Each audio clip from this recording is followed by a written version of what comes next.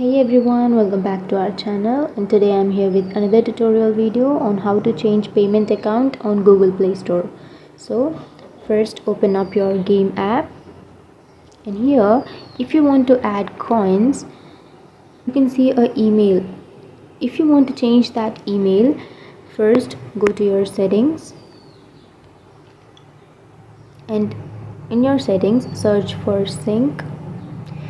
In your mobile, like in other mobile, we will have account and sync, Google info. So click on that automatically sync app data,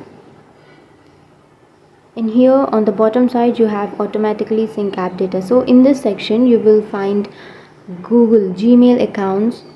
Click on that Gmail account which you have now, and click on remove account and remove your account.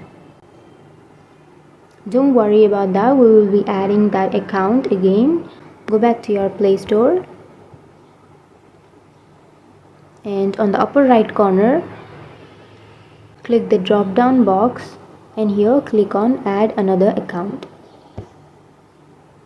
And after adding your account, hit the next button and open up your game. Now when I go to purchase and click on a certain amount, here it is showing the another email address.